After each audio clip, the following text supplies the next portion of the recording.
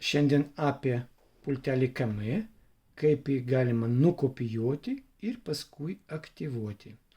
Tai dabar ant stalo turime keletą pultelių, tarp jų yra originalus pultelis KM arba KEIM ir specialūs pulteliai, kurie gali atidaryti automatiką KM ir jie turi šiek tiek privalumų, kadangi šitas korpusas yra toks švelnus, galima pasakyti švelniai, šitas korpusas yra jau stabilus. Privalumas tas, kad mygtukai veikia visiškai kitaip, labai fiksuotai.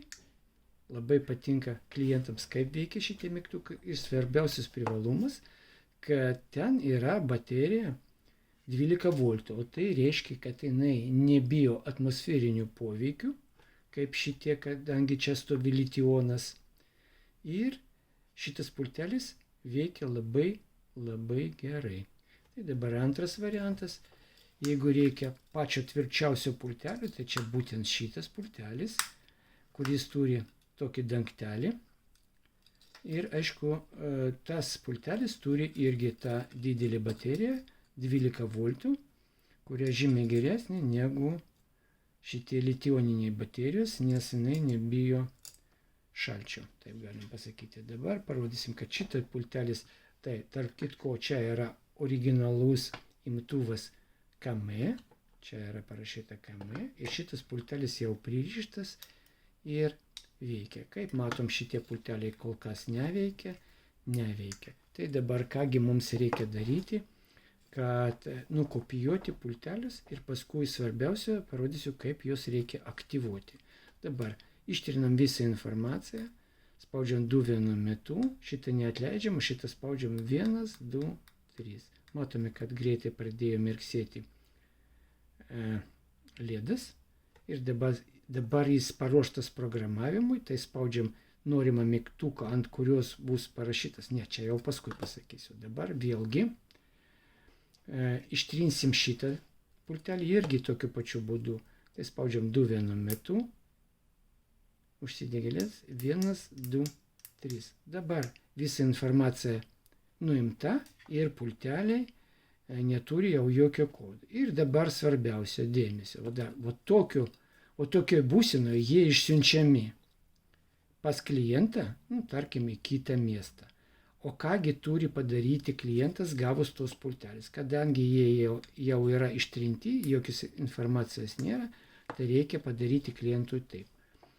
Statom viens prie kito, galima galbūt taip, pats stipriausias signalas būna taip, bet aš dažniausiai statau taip, man labai patogu. Spaudžiu tą mygtuką, ant kurio bus ateityje tas kodas, ir paskui paspausiu mygtuką ant veikiančio pultelio ir stebėsiu, kaip veikia lėdas. Kada lėdas pradės greitai mirksėti, tai yra pultelis priėmė kodą ir jau tampa veikiančio pultelio. Tai dabar spaudžiu šitą mygtuką, bus 3 mirksėjimai, statau, neatleidžiu, statau šalia, viens kito spaudžiu ir žiūriu, kaip veikia. Jis užsidegė pastoviai veikia, užsidegė lėdas ir pastoviai šviečiasi. Tai reiškia, pultelis yra priimtas. O dabar pabandysim, ar tikrai veikia. Matom, pultelį veikia. Ir žiūrim, kad čia kodas tas pats. Čia tas kodas, čia analizatorius ir čia tas pats kodas. Dabar imam sekantį pultelį irgi. Čia būtent aktyvavimo funkcija. Gavus šitą pultelį,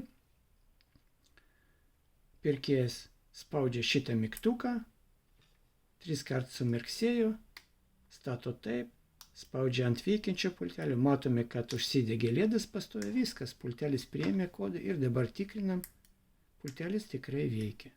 Tai tokiu būdu jie išsiunčiami, pulteliai jau paruošti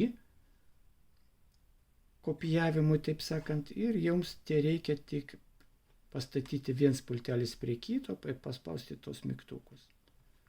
Tai va, ir viskas.